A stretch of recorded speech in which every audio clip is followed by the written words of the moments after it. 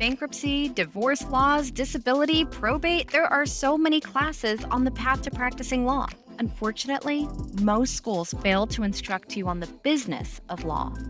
This is Solo De Facto, a show dedicated to discovering the success secrets that exist in the reality of running a solo practice. My goal is to find the one thing that separates each guest from the rest to give you practical solutions to create a thriving firm. Solo De Facto is sponsored by Back Office Betties, trusted virtual legal receptionist.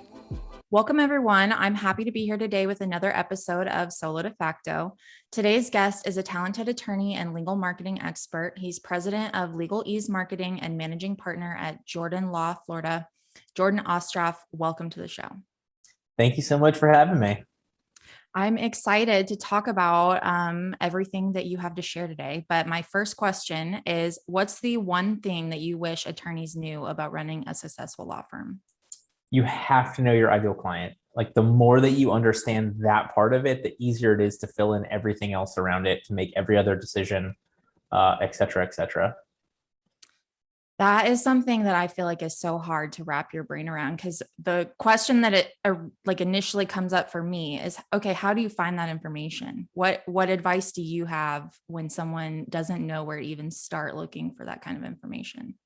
Great question. So if you've been doing this for a while and you don't know your ideal client yet, what I want you to do is think about the cases and the clients that you've really enjoyed and see if they have something in common. You can work backwards. If you've been running a practice for a while, you'll find that either maybe it's clients with a similar charge, maybe it's clients of a similar age, maybe it's clients of a similar job title, maybe it's clients of a similar interest that's totally unrelated to their case. But you can work backwards that way. If not, then you've got to look forward. So it really has to be you thinking about, like, what kind of cases do I want to handle? And the more niche-y and specific you get with that, the easier it'll be to find your ideal client. And then also, you obviously at that point want to also focus on who can afford to pay you. Because I talk to a lot of attorneys that go to law school that want to basically be like a legal clinic, and helping single moms who are on welfare get through their divorce. But then it comes back to the fact that, like, they can't financially afford to do that. So it becomes this thing where you really have to find your ideal client and then buffer that, 10% for pro bono or low bono cases or whatever that number is going to be, to still be able to actually provide the help that you've been called to offer as an attorney, while still being able to pay the bills that they will require you to pay. Yeah, absolutely. You can't work for free, but your heart might want you to. Yep. And so what are the specific parts when you're saying, you're mentioning their interest or like their job, what are the most important things to look at when you're trying to figure out exactly what that ideal client needs to be? So, I mean, there's kind of a twofold process of this. There's the them side and there's the you side. So from the them side, if you've got a couple of those clients you really loved, take them out to lunch, have them come to the office or go through Zoom and, like, really just talk to them about their life, really get their story, find out their interests, find out what kind of drives them. And you can use that going forward. If you don't have that person, then really you're kind of creating a fake person. You're creating this, I call it the ideal client avatar. That's what we've got lined up there if you're going for somebody who doesn't yet exist in your law firm's part. But then from the you side, you also have to look at, like, what genuinely about me, like what truly about me is the thing that they truly need. Like, what is that connection point going to be on? If you are the absolute best lawyer in the entire world, then you need to explain why to those specific clients, why it matters in their case, why it has to be you and what makes you the best. If you are really good at getting cases handled in an amicable manner, then you want to try to, explain that to clients and find the clients that really care about it being amicable as opposed to, fire and brimstone and whatnot. And so you're looking for kind of the intersection of those two things, but it really, really, truly has to be like something that is honest about you. It can't be you faking it, because your client's going to get that kind of gut feeling that something's not right. So you need to kind of compare those things to figure out where that ultimate kind of Venn diagram intersects on the cases you can handle and the benefit of why you're their number one go-to attorney, where you're the best firm for them. That's great advice to think about what you like to offer as well, and knowing that you are being authentic in what you're promising and making sure that that messaging matches up to what your avatar might want. I think that's something that sometimes gets missed too when people are thinking about who they're going to serve versus their, skill sets. And sometimes there's a big clash of like, well, are they even going to want what I'm offering? Is this person that I think wants me actually going to want what I'm offering? And do I even want to work with them? What advice would you give somebody who was trying to figure out how to narrow down that authentic thing that they're offering when they are trying to make this match to their avatar? Great question. You just asked what I think is the hardest question, because like I ask this of everybody. Whenever I'm talking to anybody who's talking about branding, who's talking about marketing, I always try to get down to this. And like the issue is, unfortunately, there is no real common answer. Like you are truly having this introspective moment of like, what about me is appealing to other people or my ideal client? And it's going to change for everybody, and if you're not sure what it is, then ultimately you got to kind of try it. I get cases not because I'm a great attorney, because there's, 1.3 million attorneys in the country. A lot of them are great.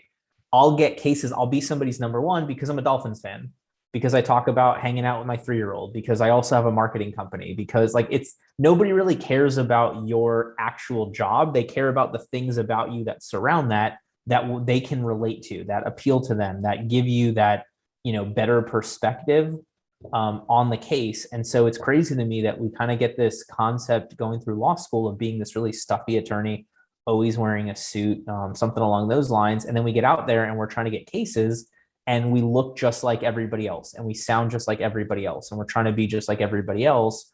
But when you really figure out about being you and what about you fits with the kind of law you're trying to practice, what about you fits with your ideal client, then like you're going to upset people. You're going to piss them off. You're going to drive people away, but you're going to drive the right people away because you're going to attract the right people so much more. It's no good for, so what do we have? We have 400 million people in the country, right? Like it's no good for all of them to know you and you to be the 5th attorney they ever think of. That sounds great for everyone to know you, but if you're not that number one, if you're not that top, if you're not the one that they're thinking about in that moment, you're not going to get the case. You're not going to be the firm that they decide to go with. You're not going to be the one who gets the work. You've got to be number one. And so from that perspective, you could be number one to like 100 people and be totally fine. And you might have everybody else who like genuinely hates you or doesn't know you or whatever it's going to be, but that will actually be so much more effective, financially rewarding, easier to grow your firm. I don't know. It's a crazy concept. I feel like there's so many ways that relates to, but it really is true that you have to be turning some people off to make room for the people that are going to be the best fit. And you can't make everyone happy because then nobody's actually going to be happy. They're just going to be kind of like, eh. And I think that's something that people struggle with too, is figuring out what it is that they're okay with turning people off about. Yes, totally. Like think like a magnet. Like that's, like we look at, I'm not telling you to go out there and be like, this is my stance on abortion and religion and politics, whatever, but like think like a magnet. If all your clients are a piece of metal, one end of the magnet's going to pull them in and one end of the magnet's going to push them out. And it's really, I guess it's kind of the opposite because your clients will make the decide on whether they're attracted or not, or potential clients. But like a magnet's not right or wrong. The North Pole, the North South Pole, like it's not right or wrong. It's in that situation, it's the right fit. And in the other situation, it's not. And that's how you have to have that mindset. Yeah, absolutely. I think it's important to, that you are thinking about what kind of people you like to work with, so that when you're attracting them, you're being authentic and you're having fun and you're enjoying your job. And I've noticed that this is a trend recently in the legal industry that is kind of exciting, that authenticity is allowed to come out and people are allowed to be a little more, laid back and interesting than before, when a lawyer was just looked at as, like you said, a stuffy person in a suit. Now there's so many people that you can't be like that and attract the business that you're wanting. And so it's leaving that room for people to really have a personality and do fun things. And like, we have a client who's on TikTok, and her, she's giving legal advice on TikTok, or not legal advice, but like legal TikToks. She's definitively not giving legal advice on TikTok. Yes, I'm sure there's a I million bars. misspoke. She is definitely not giving legal advice, but she's giving, information to people on TikTok in a fun way that makes the people that would want to work with her attracted to her. And I think that's something that is really cool that's happening right now. I mean, I kind of put people through this thought experiment. Like, imagine it's the Oregon Trail time and you're making your way across the country into areas that don't, that there's nothing there. And you roll up into this town and there's 2 attorneys in town. And one of them is like Atticus freaking Finch, the best attorney, Matlock. And the other one is like, okay, but a really good marketer and knows everybody in town. Like, which of those 2 attorneys is going to dominate financially? It's not going to be the one who's great at the law. It's going to be the one who's great with people. Except now we're not in the Old West. We're not in that time. And you're looking at, I don't know, 500 attorneys within a stone's throw of where your office is located with that same problem of, only so many cases and having to stand out. Yeah. Someone else recently said to me that, you being a good lawyer isn't going to, which I think you may have said something kind of like this, but being a good lawyer isn't enough, because you have to be able to tell people what they're getting from you. That isn't like they could go anywhere and get these services that they're looking for, but what is it about you that's going to stand out that is the reason that they should hire you? And there's so many websites that you go to and you're like, I have no idea what makes this person better than the next door neighbor, the sad part is a lot of attorneys don't know what makes them better than the attorney next door or the other one in the office or whatever. Yeah. Because being a good attorney isn't enough, especially when the people looking for an attorney don't really know what a good attorney looks like. There's so many things that could be considered a win, but would be a turnoff to a potential client because they don't understand the law. I was looking at a website, and I think I mentioned this in another conversation, but I was looking at a website for an attorney, and one of their like wins was that they got somebody like on house arrest. And, that's probably a win for that person because they didn't go to jail. But to me, I'm like, that's not a win to me because I don't want to be in trouble at all, And so I think there's certain things that you really have to kind of get away from the actual legal part to attract these people that don't know what you do. Well, and Kory, I'll take it a step further. I agree with everything you said. And nobody actually wants to hire you. Nobody wants to hire me. Nobody wants to hire a lawyer. Like, nobody wants to go through this process unless, like, maybe if you only do adoptions, like maybe if you're helping a family truly legally come together, then people want to hire you. But for 99% of the time, people don't want to have been in the accident. Maybe they want the money. Maybe they want the help. They don't want to have been arrested. They don't want to have, they don't want to have to go through the process of buying and selling a house. They just want a home. And like, the more that you think of that you are just trying to move the needle on their true legal problem and that nobody actually wants to hire you, the easier it is to build those relationships on the non-legal basis, because we as humans love connecting with people. We are a, community. We are a society. And that's what matters to people so much more than the specific reason that they are at the office. Yeah, absolutely. So why do you think that so many attorneys don't do this? Or what is it that's stopping them from understanding the point that they need to really find the person that is their ideal client? They need to find what makes them different to stand out to that ideal client. What is I don't know what I'm trying to say. the one thing that's standing in their way of doing all of that. Look, it's not one thing. It's a million things. So I'm going to tell this in terms of my story. Like, I am a lawyer still, and I struggled with this myself. Why? Because I went through school and I was pretty good at school, and I went through law school and I was pretty good in law school, and I took the bar and I did pretty well in the bar, and I was a prosecutor and I did pretty well as a prosecutor. And guess what? Never in any of that did I ever have to actually market myself. I guess, to be president of honors college here or to be in this section, whatever. But like, ultimately, in terms of running a business, never had to do it. No training on it. And then on, October 5th of 2015, I was a prosecutor. 4th and October 5th, I was a criminal defense attorney who had to sell people and sell my wares and have people hire me and have people give me money. And guess what? Like then you have to learn all those things. And if you do them right, you have the money to maybe hire help. If you do it like me and you do it wrong, you have to constantly swim upstream, hugely in debt.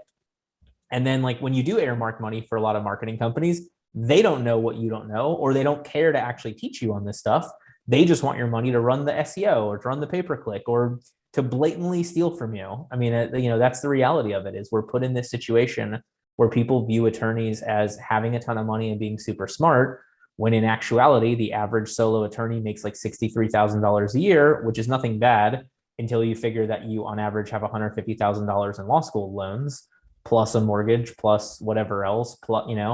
So we become sort of easy marks because we have no training on business. We have no training on marketing. We have no training on sales. We really are just trained to be critical thinkers in a way where we actually kind of talk ourselves out of learning a lot of things. Yeah, that makes a lot of sense. And so going back to when you first started your firm and you needed to start marketing yourself, what do you think the one mistake that you made, like the biggest mistake that you made at that point was? So another good question, Kory. So here's what I did right unintentionally. I was talking to Allison Williams of Law Firm Mentor yesterday, and she talked about being an unconscious competent. So in that moment, I was an unconscious competent. I came up to Orlando to go to UCF in 2006. I went to Barry from 2009 to 2012. I did trial team at UCF. I did trial team at Barry. So I was doing fake trials in front of real attorneys and judges who were local to the area. I was a prosecutor here for over 3 years. So like at the point that I started my practice, I was a good like 10 years into the area, knowing the legal community. So I was able to generate work, not really having any understanding of why or what to do, not with the work. I got that part, but like how to continue the relationship, how to build new relationships. Like I just didn't know. And so I was in a weird way able to generate enough money to then be like, well, I'll just add a marketing company. I'll just hire somebody. I'll just do this and it'll make it that much better. And instead it didn't. It made it worse because I had none of that foundational stuff set out. And so next thing you know, I was $200,000 in debt on the firm, having brought no debt with me, having brought in good money when it was just me, having not known, what to do or how to spend it. And it was just, I created my own self-fulfilling prophecy of horrendousness, and then finally was able to kind of break through it by connecting with now my business partner on Legalese and really filling out that marketing, that business foundation, I'm going to call it, not even marketing foundation, but like really getting that core stuff set. So now you can build everything on top of it in a much more stable manner.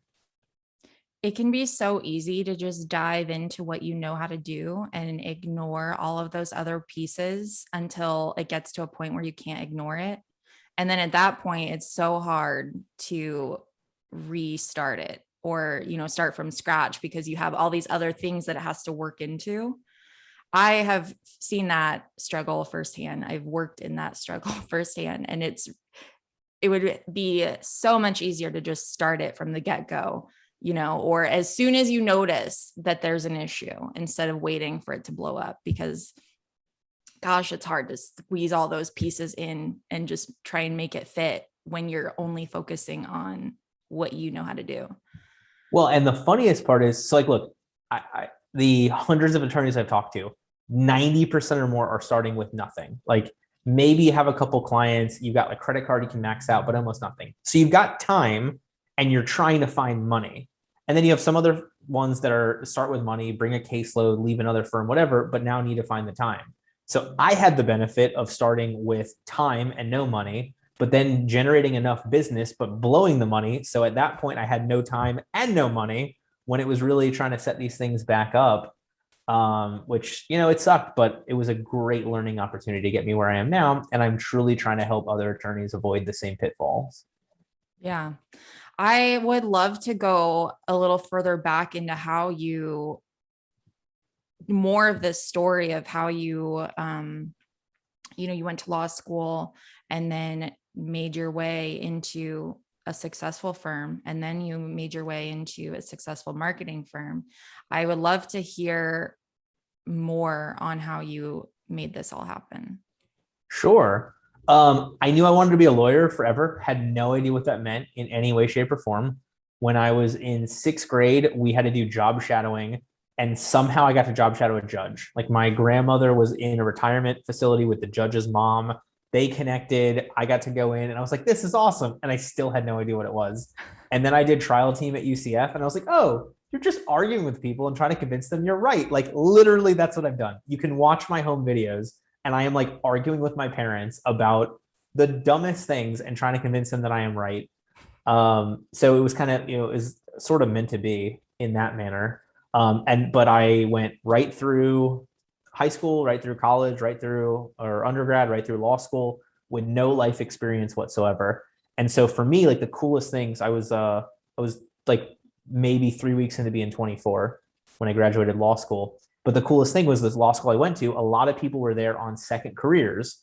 And so like in contracts class, they're like, oh, we're learning about widgets when it comes to, construction. And somebody like, oh, I was a foreman for 10 years. Like, yeah, that's how we do it and this and that. And then, you learn about some sort of crazy car accident, product liability case. And somebody was like, oh yeah, I worked at a car dealership and that was a huge issue. There was a massive recall. And like, you realize that all of this became life experience. And so for me, I think a lot of it was like the immense failure of the beginnings of my firm truly being the right business life experience I needed to give myself an entire new degree of, business knowledge from YouTube, from podcasts, from going to conferences and whatnot. Like that's what I needed, I think, which is kind of a weird thing to say, but that's how it's been. That is pretty much how all of my best learning has ever come, is from the absolute necessity of like needing to make a change and do something different. Sometimes really hard lessons too, like running your firm into the ground. Right. Well, not into the ground, running it really close to the ground. Really close. You like, made your way back out. You had a shovel and you got out. I take it back to, I think it's The Hangover. I think it's The Hangover 2, where where Ken Jeong is like, but did we die? Like that is, there are so many learning moments I've had that like at some point the real thing was, but did you die? And no, so far, knock on wood, I'm on a real wood desk. So far so good. There you go. And so now that you do have these two successful businesses, what is the one thing that you're really surprised that you're great at? Wow. Okay, I got it. So I was an egotistical asshole. Like, and I'm willing to admit that. Like I was really good at fake trial. I got a scholarship to do it at law school.